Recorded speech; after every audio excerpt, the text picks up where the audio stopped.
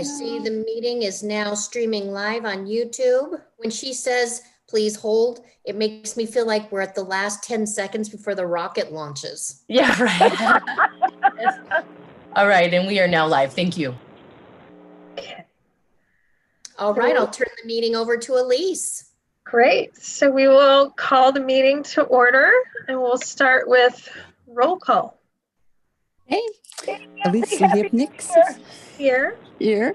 Alan Jacobitz. Here. Billy Larson. Here. David Haber. Here. John Hughes. John Deming. Here. Julie Lutke. Here. Lisa Haynes. Here. Mel Fuller. Nancy Ross. Here. Rebecca Smith. Excused. Oh, I'm sorry. I had that marked E2. Sandy Kinney.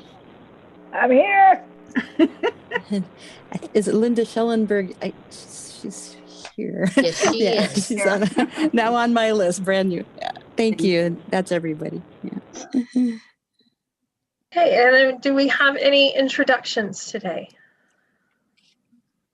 I'd just like to introduce back to the group Gretchen Bennett.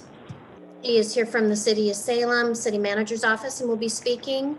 And I just let into the room an addition. Let me welcome Corey Poole to the group today as under public. Hi, Corey. Thank you. Hello, welcome. We're just finishing roll call and introducing new faces. Any other new faces that I'm missing? And did we pronounce everybody's names correctly? If feel free to give Suzanne a call directly and she'll assist us in correcting the pronunciation. Lisa Carrion is joining us from Chariots. On YouTube? She's on the call down at the bottom. Okay. Okay. And is this where we do announcements as well? That is correct. Are there any announcements?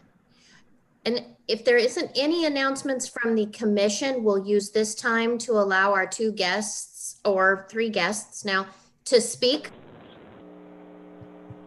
as part of the agenda today. I'm going to go ahead and let Corey. Corey, can you share with us, well, who you are and why you have what you would like to share with us as a group, and here's your opportunity. Oh my, I didn't realize I'd be jumping right in. Thank you so much for having me. I really appreciate it. I'm going to actually, if it's all right, share my screen with you so I can share a little slide presentation. Let me let you do that. I think I can do that. I think it will let me do that. Can you see it, my messy desktop?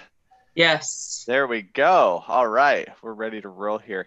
Hi, my name's Corey Poole. I am the chair of the Semka Neighborhood Association out in Southeast Salem near the airport, and I'm also 3rd generation owner operator of Paradise Island 55 plus senior mobile home park. I'm here today because, as some of you may have read in the paper over the recent months or seen on TV, we've been facing a real dilemma regarding the City of Salem's park camping policy that directly impacts a large senior citizen community. So here you can see an overhead view of Cascades Gateway Park, immediately adjacent to Paradise Island Mobile Home Park. We're a community with 213 households, somewhere in the 300s is our population, and our average age is in the mid-70s, I believe. So we are very much a senior community. As you can see in the few slides here, we have a lot of fun. we like to think of ourselves as a strong community. And we've been around for a really long time. We also like to think of ourselves as really good neighbors. Christmas is when you used to be able to get together. What fun, oh boy. as some of you know, in an effort to limit the spread of COVID amongst the downtown Salem homeless population, I believe it was in March, council voted to end downtown homeless residents at all and moved the entirety of the homeless population into Cascades Gateway and Wallace Marine Park. As you can imagine, the parks have seen a lot of damage and distress. Sadly, we've seen our parks become pretty much unusable. Nobody feels comfortable using these parks at the present. Even younger, more able-bodied people just do not feel safe in these parks at this time. The city has committed to taking some actions on that. I'm glad to see Gretchen Bennett here to shed some light on that if need be. But these are just some pictures taken from in Cascade Gateway Park. As you can see, it's mountains of garbage, lots of really, really sad human condition. Here's some of the flooding from about a week ago. You know, we estimate there's about 300 people living in Cascades Gateway Park, and the conditions are really pretty darn awful. It's really sad. But I didn't come here today mostly to talk about the parks, Cascade Gateway or Wallace Marine Park, more so what's the impact on the senior community next door. Since this policy went into effect, we've seen our crime levels skyrocket. Again, we are a very vulnerable population. Basically, with no other residential areas in the area to go to, Paradise Island has become the place to go through to steal. Many nighttime incursions resulting in theft, cars being rummaged through, sheds being broken into, items being taken off of porches, from lawns.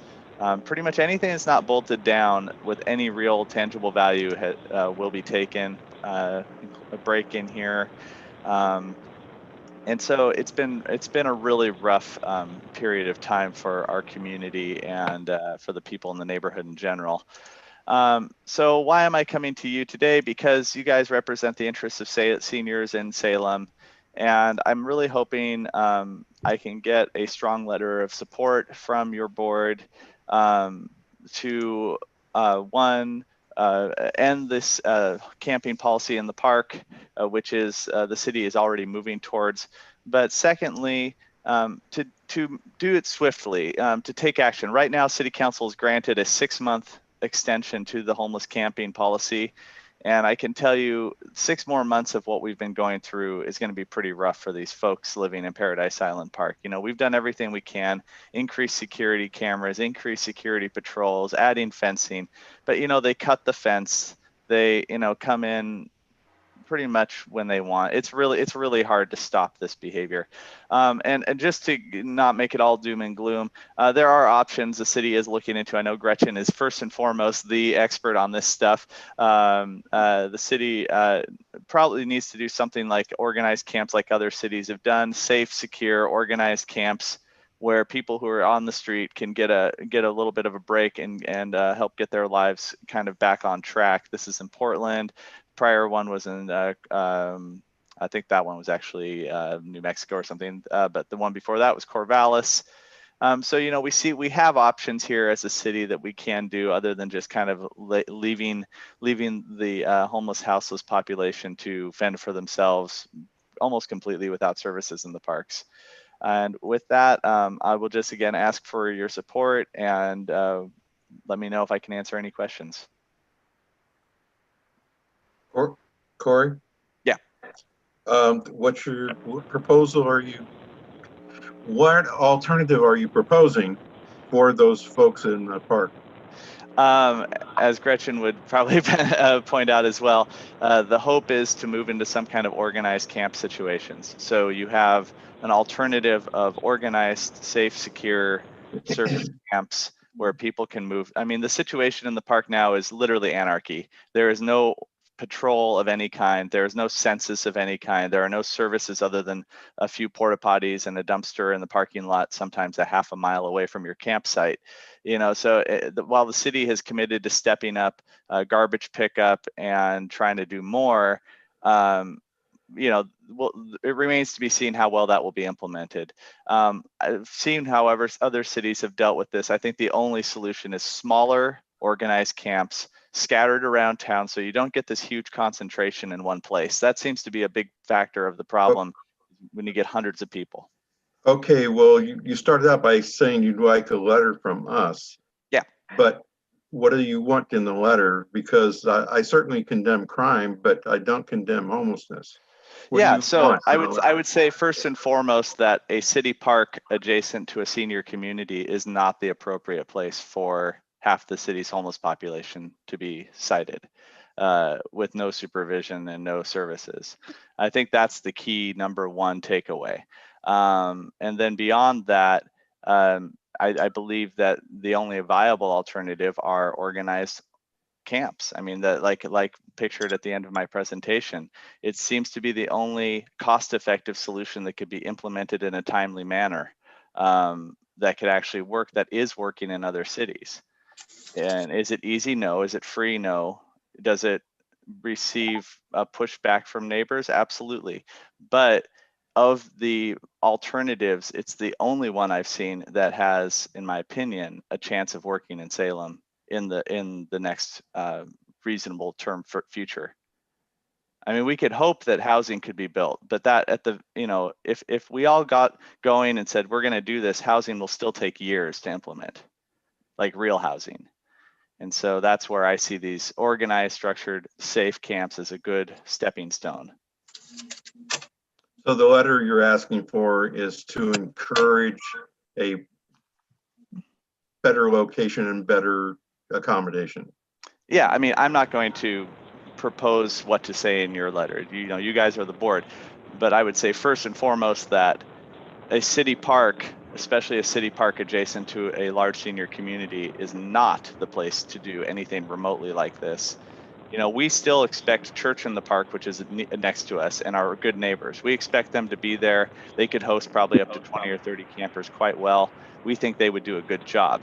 We're not saying we don't want any homeless camps in our area. I've actually proposed many sites in our immediate vicinity to the city that could be used. What we don't want are completely unorganized, anarchist, Wild West camps where the situations that you saw on the slideshow play out.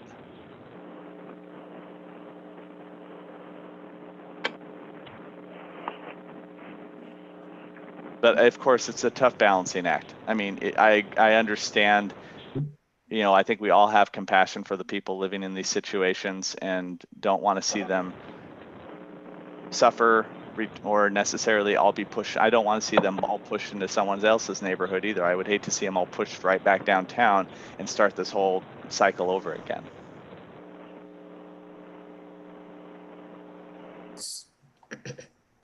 So in terms of what you're asking the commission today, you would like the commission to consider writing a letter for a new policy, to consider seniors when making these decisions. Just a little bit of direction would be. Sure. I think, and again, I never feel comfortable telling groups how to write their letters, but I would say that that's a great way to look at it, that because you're representing the seniors of Salem, how these policies impact the seniors living immediately adjacent to these situations is a significant consideration that should be taken into effect. I think that's a great place. I also think it's not reasonable to say that a city park is not probably ever a really appropriate place to turn into a large homeless encampment. I don't think that's an unreasonable thing because seniors utilize the parks, from my perspective, disproportionately higher than the population in general as well.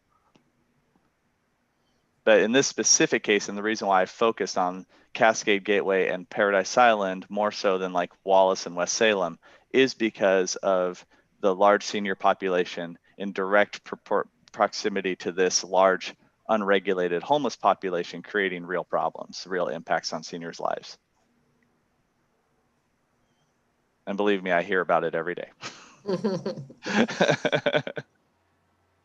I'm wondering if reports are made to the police department to document the kind of problems that you're having at Paradise Island, the vandalism and the thefts, and are those all being reported to the police department so they have documentation about the impact? In every case, I strongly encourage people to report to the police. I offer to help them report to the police. We do want all these things documented, and there have been many, many reported incidents reported to the police. The police have been generally supportive. As resources have allowed, they've tried to do a few patrols through Paradise Island, especially after little upticks of severe activity. But they can't really, they're not being given the resources to really tackle that. You know, they're not a security service. You know, they can't be there at all the time. And as much as I would have loved to have seen the police allocate patrol time to patrol these camps in the parks, that just hasn't happened. Initially, there were some patrols by community enforcement, code enforcement, which was helping. But after, I think, 2 months, those patrols were completely cut. And currently, well, I shouldn't say currently, because as of a week ago, they started up some more patrols. But between, what would that be, May and a week and a half ago, I believe there were no patrols of the camps at all at that time. The reason I ask is I think that having some documentation, if you know, that you could refer to in any kind of request that you would make, would give some weight to that request. Mm-hmm. I could try to get those numbers. An incredible increase in crime and vandalism and whatever, to be able to have statistical information that's quantitative, and you can say, you know, this is actually happening. Sure, I could absolutely furnish that, and I mean, I know it's happening. I see it all the time. No, I don't doubt that at all. But absolutely, if you want that data, I could try to work with the police to try to get that data. Well, maybe the city could get it for us. I don't know. Any other questions of Corey? I would imagine you also have a real rodent problem there too. I guess perhaps, but believe me, in the scheme of things, that's not our highest concern right now. It's of course I mean, having spent many hours walking through both Cascades and Wallace Marine Park, the amount of garbage is staggering. Really, really staggering. You're talking hundreds of tons of garbage, and it will take. I am under no illusion it will take many months for the city of Salem to unwind this situation. But yeah, we right now we're just focused on crime, safety, health, the kind of stuff. Thank you, Corey. Thank you. This group is the, you know, we are about Center 50 plus and the health and well-being of seniors in the community, and so the group can discuss how they would want to, you know, how they would want to proceed in terms of their role, and that is advocating for older adults. So. Wonderful. Would you like me to step out of the meeting at this point then? You are more than welcome to stay, or if you have other things to do, but actually Gretchen Bennett is next on our public comment, and so we'll have her give us an update on her role and responsibilities. Sure. Hi, everybody. It's nice to see you again, and I'm happy to take any questions that you may have. I thought you might be interested in an update on the Portland Road Shelter across the street, on a new project we're working on in your neighborhood as well. And yeah, as Corey said, it's really been regrettable. I've had the opportunity to speak with residents at Paradise Island and hear the real fear that I think people experience, you know, when someone comes onto their property or tries to break into their home or steals, and also just the garbage and the waste that people are having to see when they wanted to go to the park near them. And I have complete empathy for all of the residents and people that are dealing with that and reporting that for sure. So let's see, the Portland Roadside became operational during December. The city acquired that property across the street and from Center 50 Plus. And are leasing it to the Mid-Willamette Valley Community Action Agency for the purpose of managed sheltering. As Corey said, we need to go in that direction of more shelters. When I talked with you before, our plan was to prioritize seniors with chronic public health conditions for those limited indoor spots. And then we had a pivot that had to change. And what happened is that the Community Action Agency received an unexpected budget funding from the state, which is allowed to use for hoteling. And so they thought, well, frankly, the population they were going to prioritize across the street would be best served in hotel rooms instead of in the congregate group shelter model, given their health issues and given we're trying to prevent COVID or bad health outcomes to COVID. So what they did was they took the population of seniors and prioritized them for their money that came in with hoteling. We still wanted to use the building, of course, and we remain very committed to looking for sheltering solutions. As Corey said, it's a big need and we need to go in the direction of more managed shelter options. So we opened up the spaces to a broader, more general population. All of the same rules still apply, but the population is different than what we said before. So I wanted to be sure to give you that update. And so far they've been operating at, I understand, full capacity with the indoor spaces. The next step for that property is to expand into the parking lot to use some of the parking lot for vehicle camping, because some of our homeless population have vehicles. And if there was a safe place to put the car overnight, again, that creates an additional managed location, as Corey said, as opposed to the lack of managed locations, like when people just park at the park or park on a street without that. So we're next looking at expanding and using the parking lot for some managed spaces. Right now, that location is set to end in March is the current agreement, but that's a discussion. Overall, that property can't be used for sheltering longer than 18 months in total because of an agreement with the Department of Environmental Quality. Maybe I'll pause there and see if there's questions on Portland Road.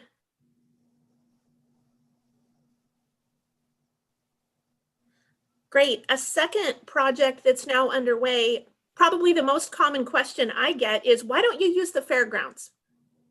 Well, in the past, that's not been an option. The city had asked quite a few times about use of the fairgrounds, and that wasn't a choice made available to us. The city doesn't have any authority over the fairgrounds.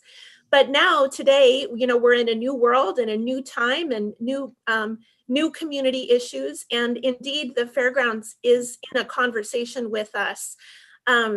I have been out to the fairgrounds and have been meeting with, again, the Community Action Agency, but also the folks at Church at the Park about the idea of operating a managed operation, both indoors and in the parking lot at the southeast kind of area. We're not interfering with any of the COVID or hospital surge activities already committed by the fairgrounds. We also, of course, see this as a temporary idea because we would need to get out of the way as soon as the fairgrounds becomes viable again for events and fairs and carnivals and activities along those lines for what it was designed for, but are seeing the potential for working in a temporary way for some managed operations at the fairgrounds. So that's a hot project for me right now. We're in the middle of agreements and hiring and all of the things that go into standing up a managed operation there. So that's another project that's just down the street from Center 50 Plus. So I sure wanted to make you aware. Generally speaking, Corey's right. The city recognizes that the camping at Cascades and Wallace is unsustainable and are working toward a plan to safely unwind the camping. And in the meantime, are trying to manage the impacts. If I'm not mistaken, I think the number is 33 dump trucks of garbage was removed from Cascades and Wallace over the past couple of months. And yet it's remarkable. I was at Wallace myself last week talking with people who are camping there as I'm working on this plan. And it's remarkable how much garbage continues to be present. We have a lot of work to do at both the parks as well as at other unsheltered areas around town. People are telling me the number of people who are unsheltered is growing pretty dramatically in the community. I'm getting reports of COVID impacts to homelessness, as well as recent decisions around drug policy impacting the homelessness population in our community. But I've definitely easily got an estimate of 1,100 people who are currently without shelter in our area. And that doesn't count the people that are in shelters. Those are the people that are living, at the park, under the bridges, etc. So it's a very significant problem. Let's see, I don't want to take too much of your time. I'm hoping that's the type of information you might have been interested in, and I'm happy to answer questions. Yes, Alan. So we talk about everything we've talked about so far seems to be temporary. And as Corey brought up in Portland and some other places, they've got more permanent solutions. What is the city thinking about in a permanent solution? My wife and I drive by these empty buildings all the time, and the first thing out of her mouth is, why don't they use that? Well, there's got to be something that the city owns that's empty. Yep, that's a very active conversation as well. The fairgrounds and the building near you are temporary, but we're also looking at all of the buildings that we own, that the county owns. I had a really exhaustive conversation with the state about what do they own that I can use, as well as just open land. There's land parcels that are owned. So we're also having those conversations. Like you, I would just much rather, it takes so much time to set up these temporary sites. I would much rather just be directing into locations that we can imagine working in perpetuity, until we solve homelessness someday. I agree. So it's active, and sometimes I'll know the answer. Like, I receive questions frequently about, well, what about this site? What about that site? And I'm happy to do my best to answer if you're wondering about any particular location. No, you agreed, and I think a lot of people would agree, but my question is the city actually some human being with a name in charge of investigating to a solution, to a conclusion? Yes, sir, that's me. In March. Well, get to it, girl. In March, I've been with the city now. I'm a manager in the mayor's office, and I've been with the city. It'll be 8 years on February 1st, and I've previously worked in other areas. And in March, when the pandemic happened, the city manager, I report to the city manager, and he asked me to focus in on this challenge and issue. Initially, it was about, we need to be sure to prevent poor health outcomes with the population. And quickly, we made this a permanent assignment for me. It's clearly an issue and a challenge. We have a tremendous need for sheltering solutions that make sense for Salem. And so I've been working on this issue, and I don't know that in charge I would completely agree with, because I feel also that the county, the state, the federal government, we have many partners that are actively working and feel responsibility for the issue. But certainly I'm your point person from the city of Salem. I'm the liaison on this topic. Isn't there a task force or a team that has been formed to discuss this? What is the name of that group? Thank you. Yes, there's been a merging of City of Salem, City of Kaiser, Marion County, and Polk County to form it's called a 190 corporation. It's called the Mid-Willamette Valley Homelessness Alliance. And that sets us up to attract additional federal dollars that hadn't previously been coming into the region. So that regional entity is our planning body. There's a strategic plan that addresses many of these issues. Our mayor and city councilor Hoy sit on the board to represent the city of Salem, as does our Salem's Housing Authority Administrator, for example. And so there's an entity with a plan and subcommittees that are at work toward all of these goals. That's correct. Is there can the city deputize a trustee that can encourage the people where he lives to pick up their trash and be clean? I mean, can you issue, I know the city of Church at the Park was doing a $10 garbage pickup or something. I mean, it just seems to me there's no action, that there's talk and no. I appreciate that. And of course, I drive I'm a West Salem resident and I live near Wallace, and I get it. I see the garbage everywhere, and it's horrifying and frankly embarrassing to me as a city employee to be working on this and see the garbage everywhere. The actions that we've taken since March include, you're right, we wanted to engage the campers to be part of the solution. And so we launched, the city initiated a program called Cash for Trash, although it's not cash, it's gift cards, and incentivized campers to keep their personal camp areas clean in exchange for a gift card. And so that strategy has limited effectiveness. Some of the campers find it helpful and it's been a positive engagement, and some of the campers don't, as evidenced by Corey's photographs.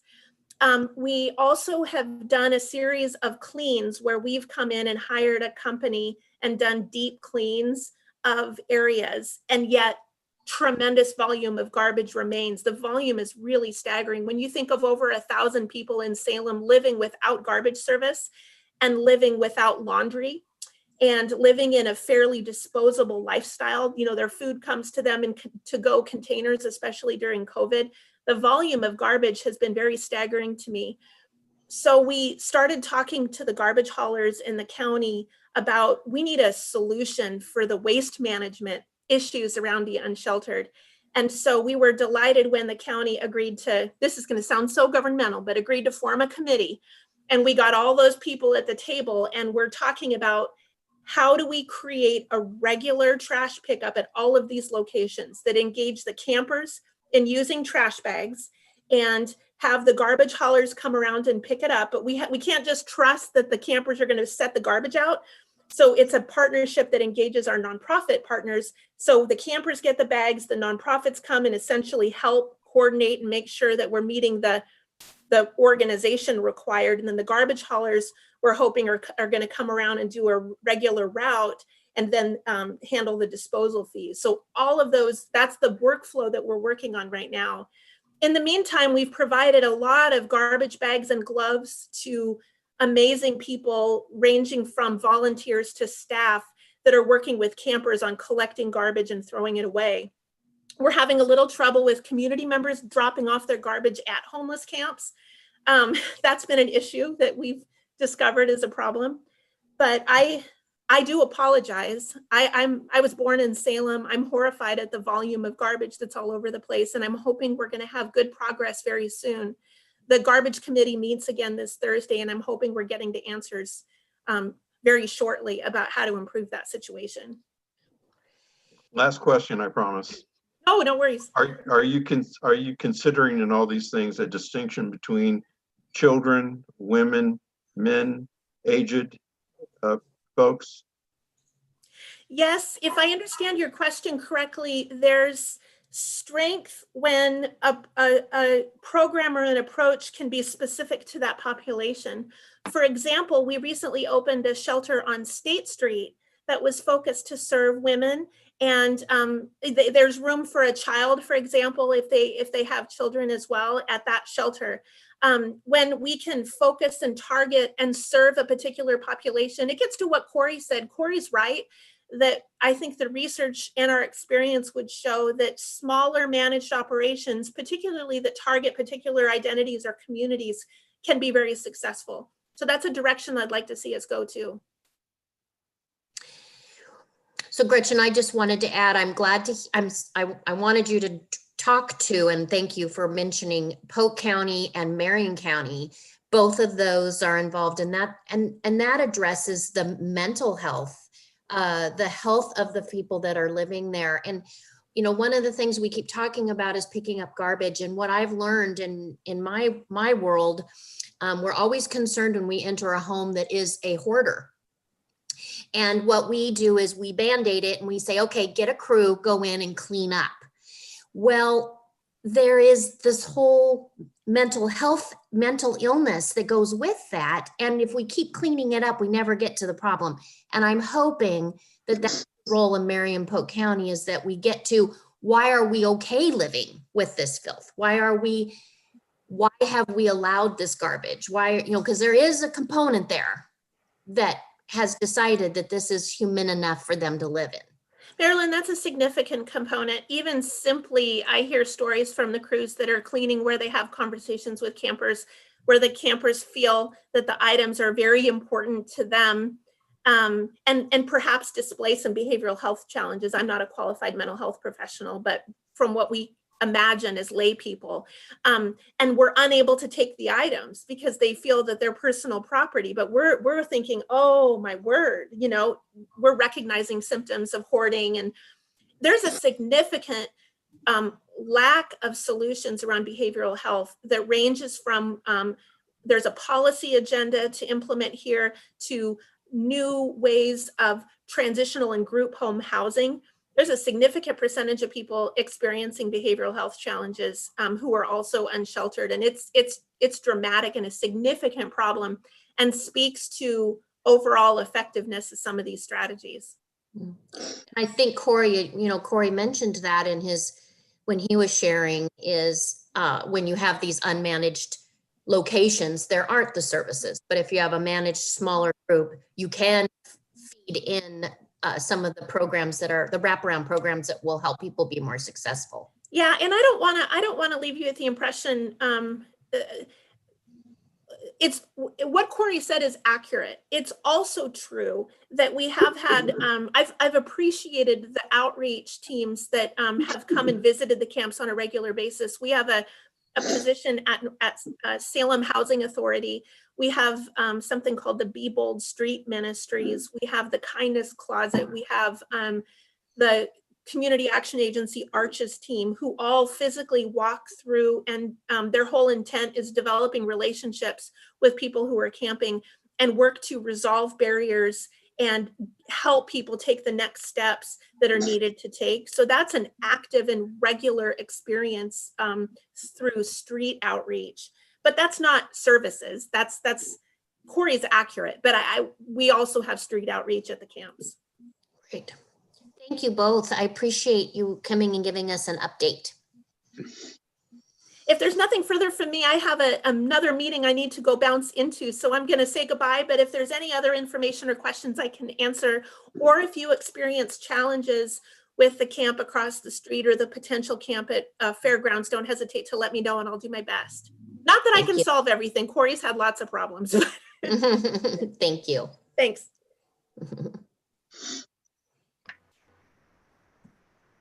Okay, on to the next step. Yes. So I just wanted to just go quickly to what Corey has asked. He's asked for a letter.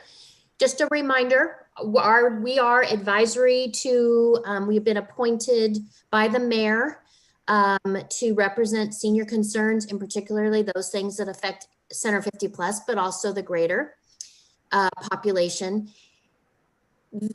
We are not homeless. We are not the board or commission in terms of homeless, but we can always speak to things that impact older adults. And as a part of the age-friendly initiative, it was a piece of our findings that we wanted to educate agencies, community members, businesses to consider older adults when they make policy decisions. So when they allowed for the camping at Cascade, did they consider that across the street was a senior organization or a senior residence? Was that a part of the consideration? So in terms of your discussion, if you want to write a letter, the commission to write a letter, we need to frame it in terms of advocating for the interests of older adults, not for one subject, but maybe all subjects. So my answer would be, the conversation should be, would you want to write a letter from the commission stating that now and in the future, please consider the people that live next to or are a part of that, and how would it impact older adults? Much as we would if they were going to put something next to a school. You know, would they have put the camp in a park across the street from an elementary school? Yeah. That probably was first thing in their mind, but were seniors at Paradise Island considered? That's kind of what the direction I think that would be within our scope. That makes sense. I think you said it well. That should be stated all the time. Marilyn, Mhm. hi. Hi. Hi. Sorry, it's been a crazy morning with school starting back up. Mhm. But wouldn't that, I'm concerned that a letter like I definitely see where that's coming from, but it seems like that letter could also be enabling NIMBYism, not in my backyard. I mean, really, nobody's going to want that. And I'm a little bit confused about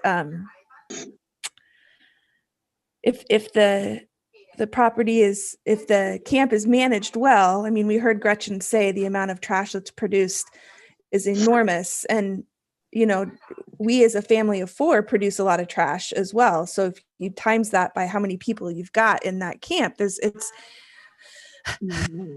don't know. I just don't think that, I'm a little concerned that anywhere that camp would go, people would not want it there. But Mel, that's why I agreed with Marilyn, because I think Corey was asking us to be a little too specific, and I don't think that's our job. Okay. Marilyn is saying that we need to consider old people no matter what you do. True. So please consider with all these decisions. That Okay. you can go on with that, can't you?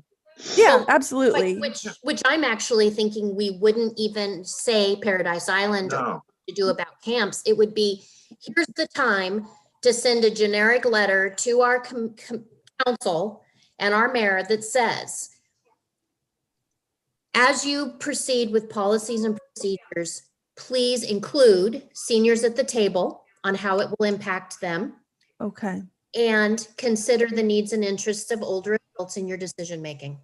Okay. I appreciate that. And I'm sorry for, having half an ear in this, and then you guys thank you for explaining it, because it makes more sense now.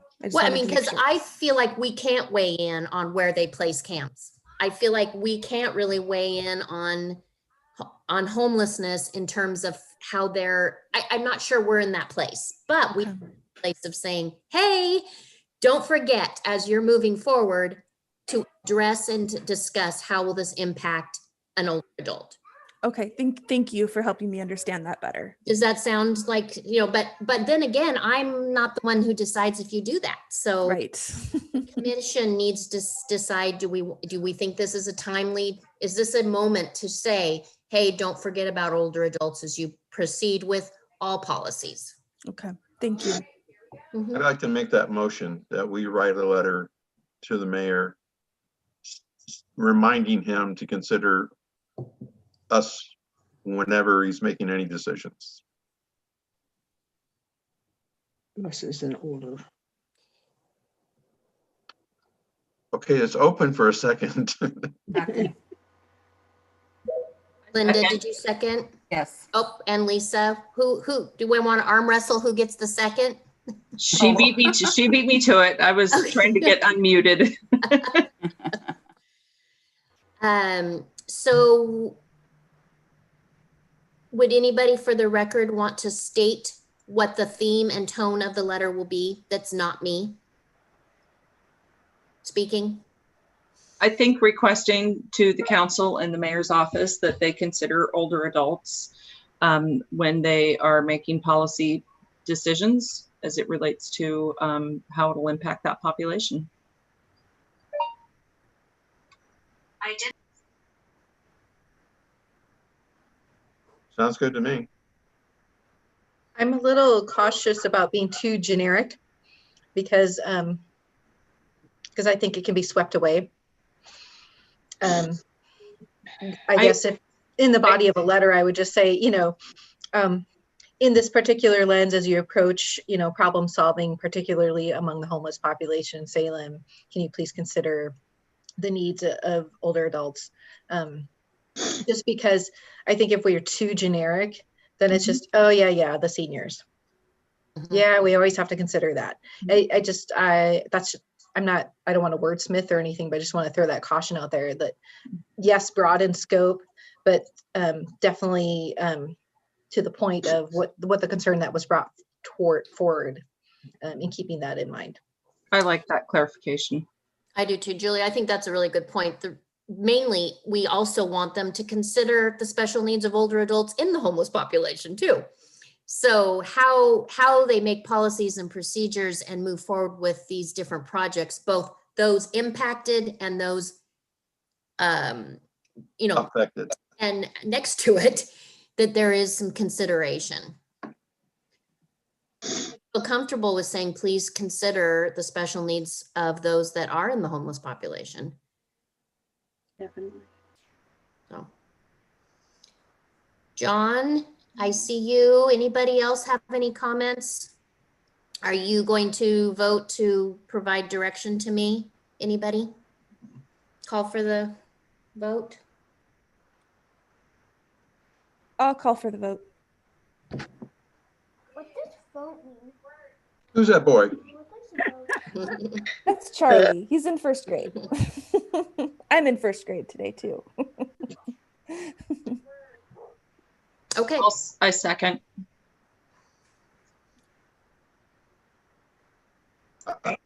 I'm sorry, we already had a motion. What's the new motion?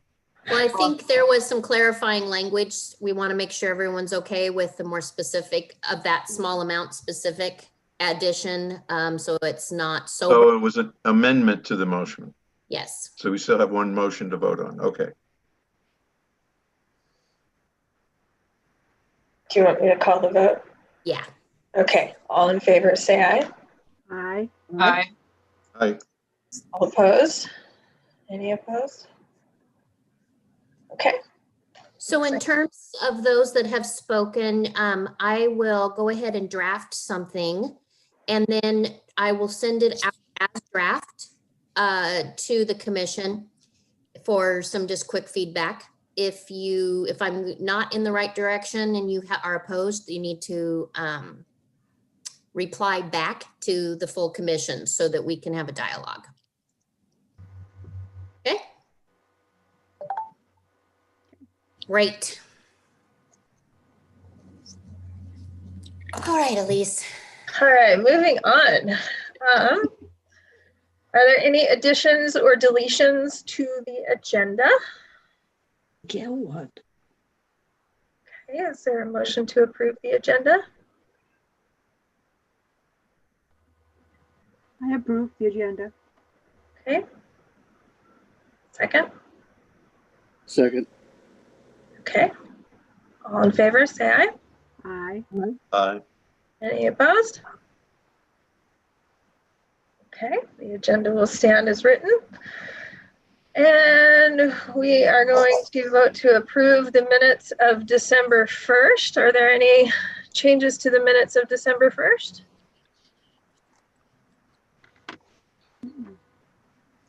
Okay. Do I hear a motion? Motion to approve? I move to approve December minutes. All right. Second, anyone? I'll second. Okay. All in favor, say aye. Aye. Opposed? All right, the minutes of December 1st stand as written. Public comment, was that kind of what we did at the beginning? All right. Seems like it kind of was.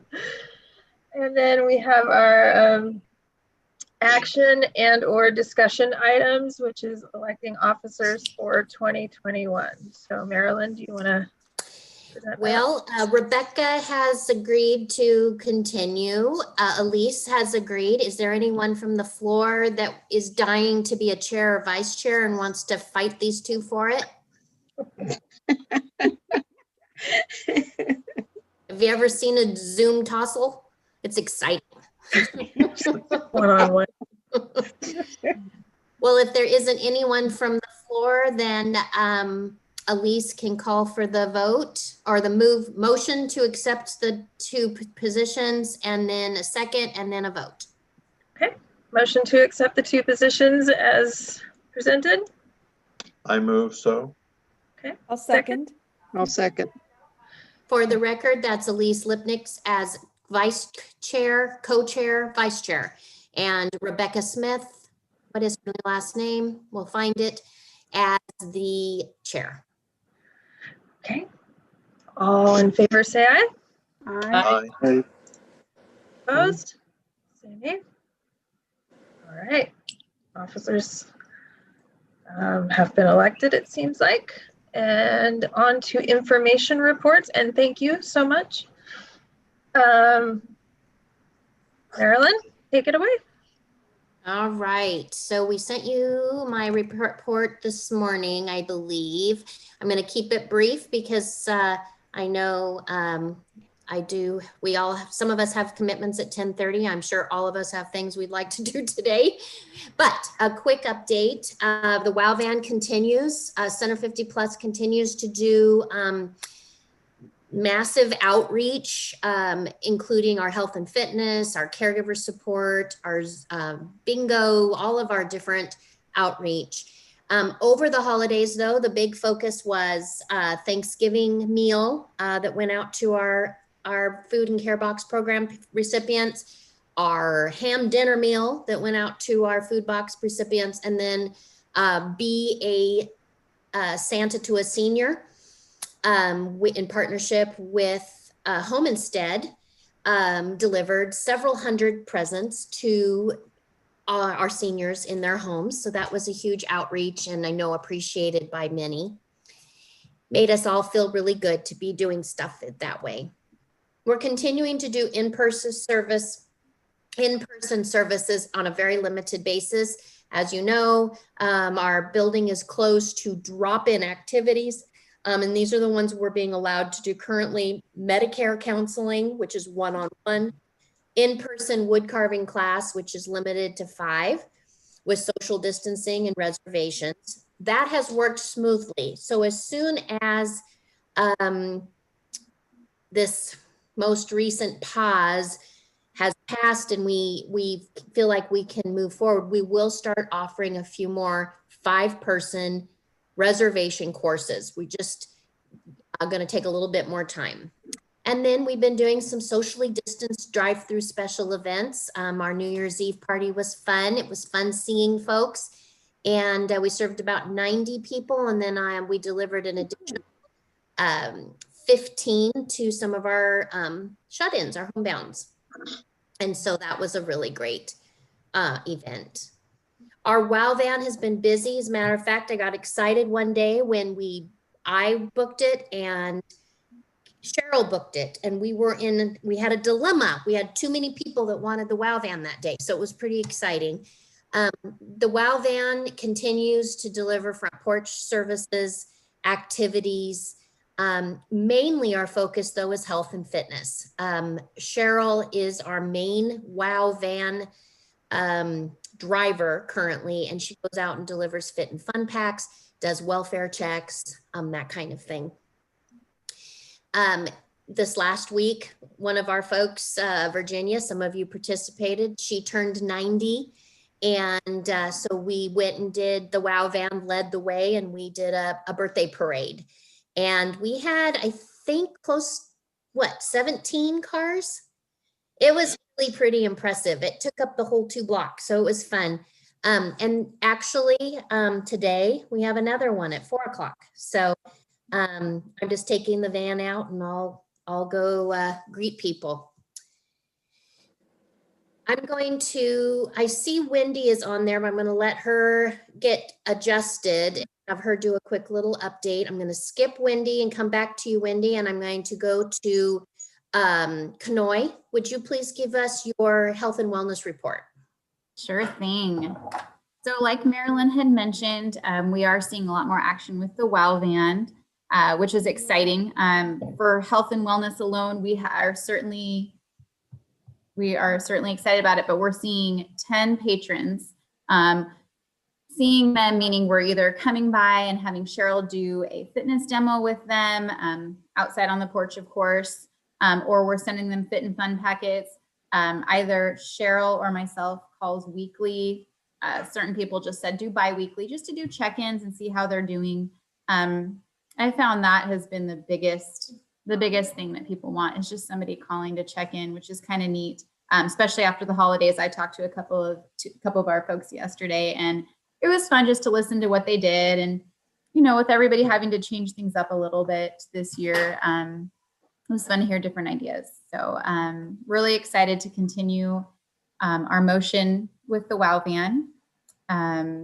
The other thing I wanted to mention was in December, we had launched 3 Zoom classes, stress management during uncertain times, which we had 8 people present for. Everyone in that really, really enjoyed it. We got a lot of great information. In fact, we're going to be repeating that Zoom lecture in February. So if you missed it the first time, you have an opportunity to catch it this time. Mai Dotrin is one of our Zumba Fit and Fab instructors. She's also an RN over at Salem Hospital. She brought with her so much incredible knowledge. Really appreciated it. The hour just kind of flew by. The wonderful thing about having 8 people in that Zoom meeting was it was kind of an intimate group. We did have the opportunities to say what we do to stress relieve and kind of listen to other people. And what we found is that a lot of people are feeling the same kinds of stress, loneliness and different things. And so that was really neat. One lady on the call, she said, I fought it, but I finally did it. I did my first Zoom class, and she's been on every single one of my Zoom classes since. So that was kind of a victory in itself. The next Zoom lecture we did was breathing basics. I had 12 people in that one. That's one we would probably consider repeating again as well. But a lot of great information. We had a few folks from the city of Salem join us as well. So that was encouraging to see that we were supported by other folks throughout the city. I loved that. The last one we had, the last Zoom lecture, was really more of a meet and greet, virtually, of course. Just to kind of foster some of the relationships that have been made during some of our classes. And we had 12 people for that Tai Chi lecture, or excuse me, that Tai Chi meet and greet as well.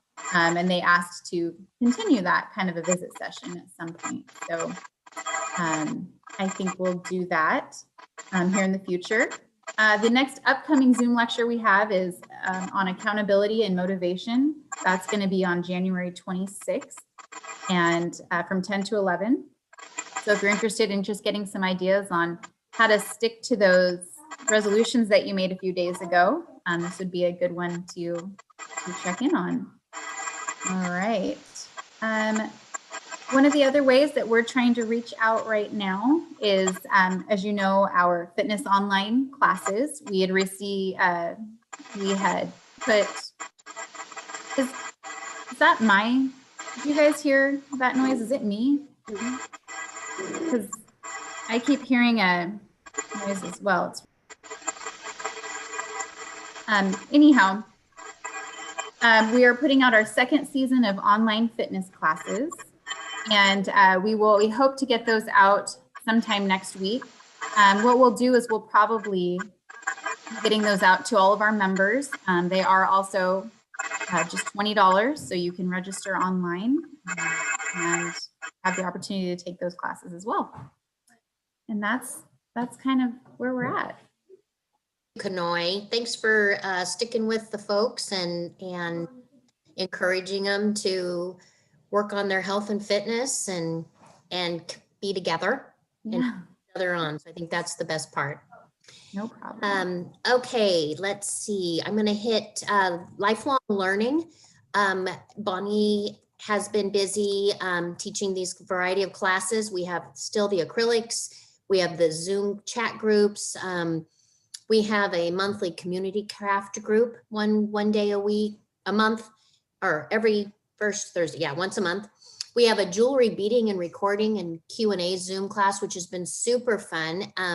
Our on-demand programming gives people the opportunity to download a class and do it on their own time, and then come on to a Zoom Q&A time and show what they've been working on and ask questions. And the jewelry beading class, if you haven't had a chance to take a look at it, I'm going to go ahead and send it to everybody so you can see the quality of Mona's class. It really is excellent. So Suzanne, will you put a reminder down for me to send one of the on-demand jewelry beading courses? I will. Thank you. Thank you. We had a super fun all staff holiday gathering on Zoom. All the staff, majority of the staff participated, and we shared things from our kitchens and our homes, and we wore crazy sweaters. We had 20 plus people when it was all said and done. And I think we had 17 registered. So that was pretty fun. And people like that. And it just gave us an opportunity to connect. So we'll probably do some other things like that, but not exactly sure what it'll look like. Just a little bit about, you know, some of the moments. I will tell you, I sit on a lot of meetings about folks that are trying to outreach to seniors. And this whole transition to technology is not just a Center 50 Plus issue. It is an issue everywhere. And that there is a hesitation, not only to get onto a Zoom meeting, not because they can't do it, but sometimes because it feels intrusive. It's something new to them. So to have their screen up and their face right there feels too much. And so it's getting people used to a different way of communicating and connecting to other people. And we're doing it one person at a time. That's just the way it is. So when we have a group and we say 8 people came, you need to realize that for us, 8 people is a huge success. When I say 17 to 20 people came to a party online, that's considered a successful group. And we celebrate that. Wendy, are you with us? Yes, I'm here. Why don't you just talk about, I can address the food bag program changes, but why don't you talk about the caregivers and what's the horizon for our caregivers? Right. So for the month, wait a minute, let me see. So I'm Wendy. I'm the program coordinator, respite coordinator. For the month of December, I just continued with sending with recipes, music, videos. I tried to find, some fun videos with like Christmas lights and tours of different places they could go to. Lots of word puzzles and stories and trivia. And on Christmas Eve, I sent this story that I got from Heidi, and I had several of the caregivers respond back. So that always feels good when I hear something back from the caregivers. I'm continuing to reach out on phone. For this year, I'm going to sit down and talk with Marilyn, and I am going to be adding visits to adult foster homes. So I'm really looking forward to that. And I guess I'll plan to report more on that next month. Okay. Good. Yeah. Well, Wendy has been extremely busy. She in September took over the management of the food and care box program. When respite wasn't open, I don't know, did you volunteer or did I volunteer you? Either way, you became a part of the food and grocery program. The program in itself, the weekly grocery program, ended on December 30th. We were serving 237 seniors and we're using approximately 40 volunteers to make that happen. And we were in partnership with United Way, and they had funding from March until the end of December. They served an additional 400 or 500 a week from their office, and then we handled the 200 and between 230 and 250 on the seniors. However, the funding has ended, and we are transitioning to what we're calling phase 2 of our program. The truth of the matter is it was never designed to be a feed the hungry program. It was designed to help people during COVID access food because of mobility and health concerns. And so what we are now doing is helping our group of seniors transition to other programs, whether it's Do they qualify for Meals on Wheels? Do they have a Food Oregon Trail card, but they don't know how to order online? They're not familiar with Portland PDX or PDX Concierge, and how they'll deliver your groceries from the store to your home for free. There's just some things that people are, it was easy when we were delivering their groceries to their house every week, but that cannot go on forever. That's not the design of the program. So we're moving them to some other alternatives. However, we still know that there is a need for food, and there are some folks that do not have current resources. And so we are now expanding our partnership with Marion Polk Food Share. And Marion Polk Food Share will be providing us the food to create our own food bank that is not open to the public, will not come in and shop, but our volunteers on behalf of our seniors will come, prepare a box, and take it to them. We will do that once a month. So we will continue to do that while we're helping with other communications, such as making sure that they have, we're going to talk to them about transportation. We're going to talk about food stamp cards. We're going to talk about all the different programs to help them long-term. We're trying to move people to the correct program beyond COVID response. And so that's where we are in phase 2. We're excited. This will begin the 3rd Wednesday of January. So we'll be calling every senior on our current food and care box program, interviewing them, talking to them about resources, getting them registered for the food bank portion, if that's appropriate. And if it's not, and they just want help ordering groceries, we will send out the tech team, and the tech team will help them get connected. And if that's not an option, we'll make sure that they're connected to Meals on Wheels if that's appropriate. But we're going to start hand-holding people to food resources and come up with some long-term solutions because the current formula cannot go on forever.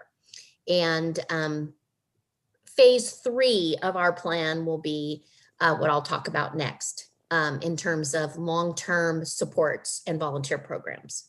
So any questions about the food and care box?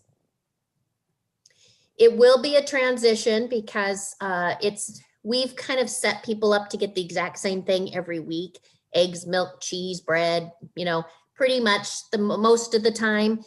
The way the new program will be, it's donated. It won't be as consistent. And so we'll have to work with our seniors on adjusting to that change, but we will still deliver it to their homes, which is a barrier to getting to the food banks. Now, the long-term plan is if they still need food bank support in the long-term future, after the center doesn't have a food bank at the center anymore, our volunteers could go to those food banks and assist them with getting the food in the future. So we have a kind of a rollout plan. Any questions on that? Okay, so I'm going to close this. So the final piece of my, let me stop sharing. So the final thing I wanted to share with you, and I mentioned it last time, but I wanted to give you just a few more details. One of the,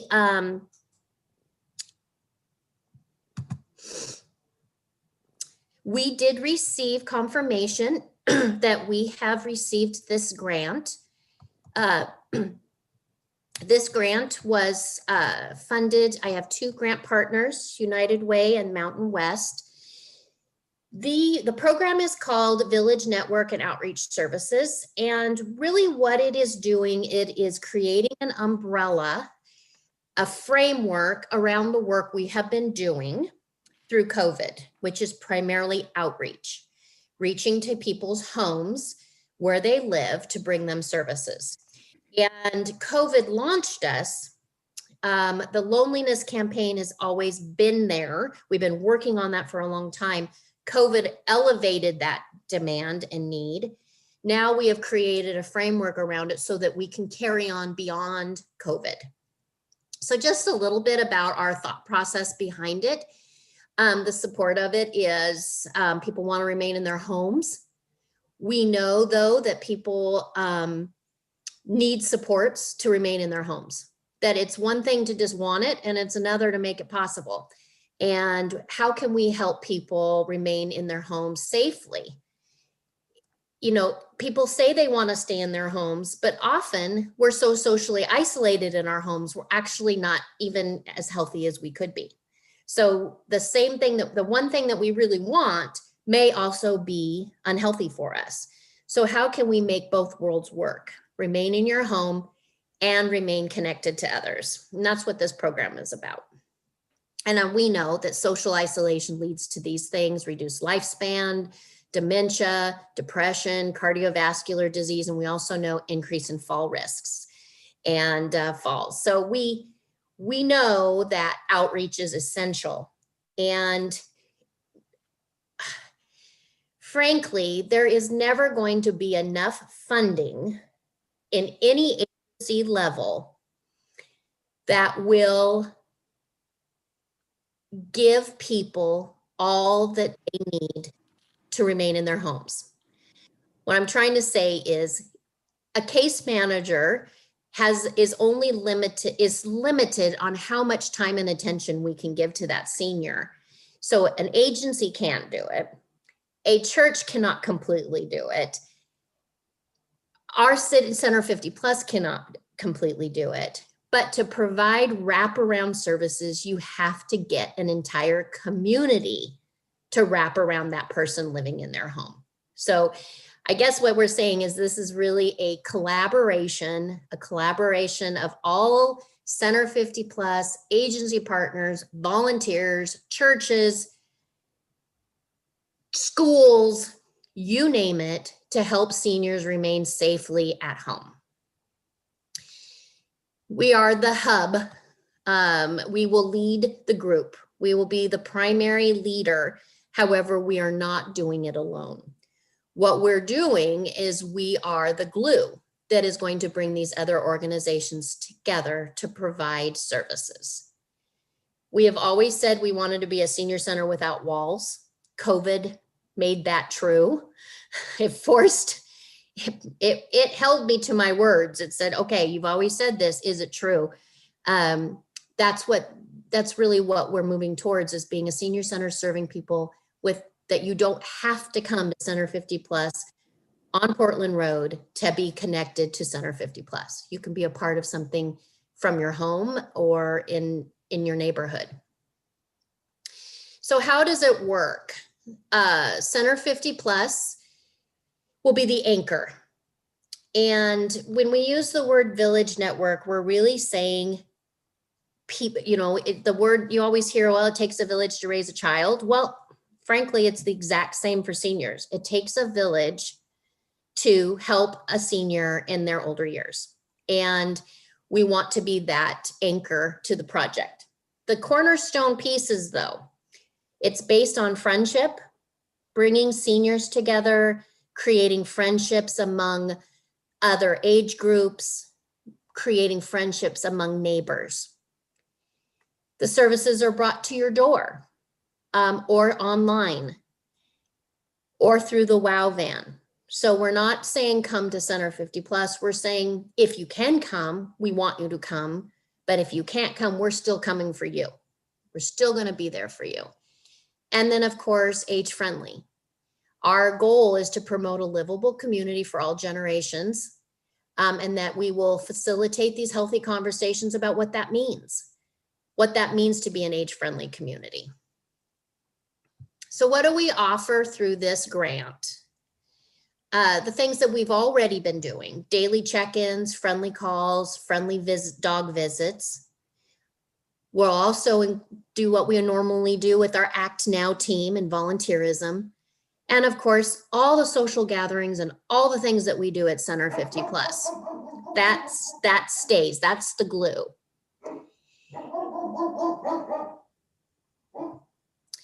The next is household help. This has been on hold because of COVID. We haven't been able to do a full thing, but we know that household support is a huge piece of staying healthy at home.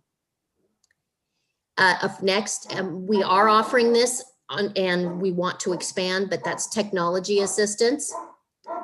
And then health and wellness. Our cornerstone is nutrition classes, fall prevention, and personal training. So these things are either in full force or we have started and we're building on. And then here's some things on the list of what we can still offer. Home modification assessments, where when someone says, I want to stay in my home, but it's not how I need it to be, we can connect them to that information. What would need to do to make it a safe home? Errands, a volunteer that can go on behalf of another, whether it's for groceries or picking up prescriptions. Occasional yard care, home checks. When someone is away, somebody that kind of looks at your home while you're gone so that you feel safely traveling. And then of course, how are we going to fund all this? It's access to a list of trained and vetted seniority preferred business partners and contractors. So are you familiar with Angie's List? This would be like an age-friendly Angie's List, that if you need a plumber, electrician, that we have a list of vetted, trained in age-friendly business community that we feel comfortable providing in a resource to people. And that comes from references, recommendations, and reviews. The grant is allowing us to staff for it. It allows us to get one full-time coordinator and 2 part-time assistants to handle volunteers and resource development and marketing. We will commit 10% of lifelong learning and fitness instructor time, 10% of the volunteer coordinator's time, which is Karen Randall, and 20% of our age-friendly initiative will be shifted to making the village network. Now, why are we talking about this right now? Well, South Salem Villages, Villages United, which is in South Salem, has been established and they are doing a great job. I think they have 60 seniors that have gathered under the village network. What they do is they socialize, they share information, they're friends, they give each other rides to the store, they support one another. Well, that's been under the umbrella of United Way. And the goal is to have these groupings of village members all over town. And United Way has asked us to take the Villages United of South Salem, bring it under our umbrella, and use their framework as an example to expand the villages throughout the community. So you'll see these pockets of seniors and volunteers and schools and churches spread throughout Salem, helping seniors remain in their homes. The WOW van will further support that. The WOW van will visit the people that are living in South Salem. The WOW van will visit the Northeast Village Network. But what we're doing is we're just bringing those services all under Center 50 Plus with the funding that follows that. Why are we doing this? Well, what we found through the COVID is we were beginning to duplicate services. We've been in existence since 1976. We know how to do programs and activities and services rather than all of these different groups starting their own thing and dividing the resources and struggling to provide programming and activities. We can all work together to provide supports to seniors living in their homes. So it's combining everyone's efforts. And because we have been identified as kind of the leader in older adults living their best lives, we've been asked to carry forward with this project. So it's a combination. It's taking the village idea and concept. It's taking our desire to expand outreach services throughout the community. And it's leveraging the WOW van and Wellness on Wheels and the programs that we currently deliver. And it's connecting them to our already active and engaged volunteers and our community partners, churches and schools, to provide a variety of supports to people living in their homes. The volunteers will continue to visit people in the nursing homes. We will continue to work through friendly callers, pen pals, Wellness on Wheels. We will expand chore services, age-friendly training, and activity subscription box and canine visits. Music therapy. Here is the budget.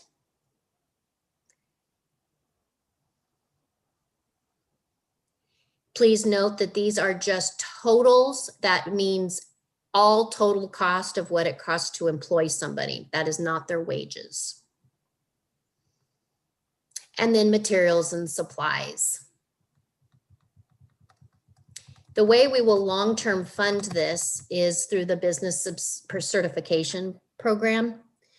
How many of you purchased a subscription box during the holidays? Bought two.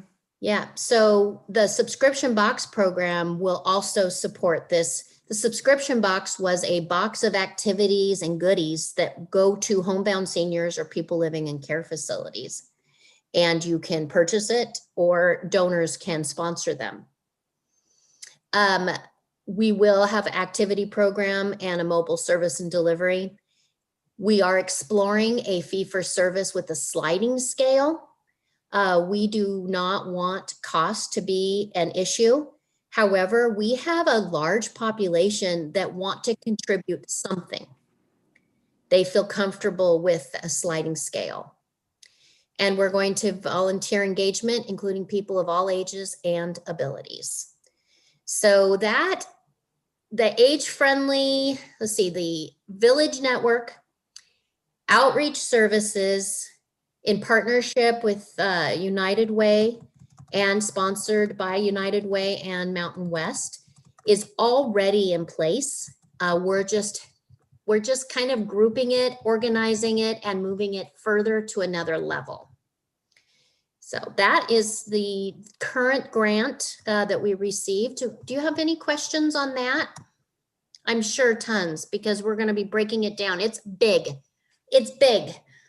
The umbrella is big. Marilyn, the wheels in my head are turning, so I would love to have a further conversation on some of my ideas. Sounds good. There will be plenty of opportunity. Right now, we are in the transition of staff division of responsibilities. You know, we're in the beginning. We have to accept policies, procedures, liability, volunteer training. So at the same time that we're going to continue doing what we've been doing, we have the side work happening where we're building on that. So.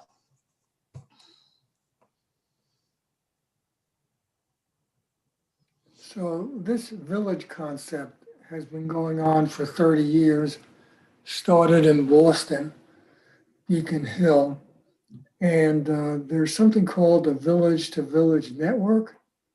Are you familiar with that, Marilyn? Yes, I am.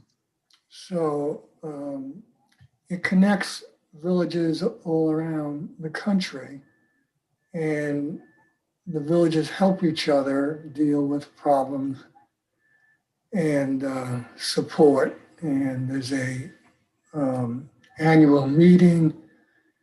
So the Villages United that I'm a part of on the advisory board has been participating in that. And I think this is just terrific because we're small and still learning and wanting to expand throughout Salem. And then when COVID hit, things kind of dissipated. And so this is very good timing. I think it's a perfect merger. I was wondering also, in kind of a related topic on vaccination and how Center 50 Plus, Villages United, is encouraging older adults to get vaccinated or getting involved in any way with that initiative, since this is going to be a focus for the next 3, 4, 5 months. Is there any activity going on in that area yet? Not, what we will be doing is just sharing and encouraging what the Oregon Health Authority shares and the Marion County Health Authority and Marion County Health Department shares. So we promote what the state and the county are promoting. But as far as getting vaccines for us, we have not been listed. And they're still in the planning as far as the city of Salem on what our role and responsibilities will be. Yeah, there's a lot of resistance out there, even, not as much among older adults, but there is some. And I'm just wondering how that can be incorporated into some of these activities that are ongoing to validate the importance of getting vaccinated and just providing information, initiating that. So that's kind of what I was asking. I will bring back to next month a report on any information I have on what our next steps will be.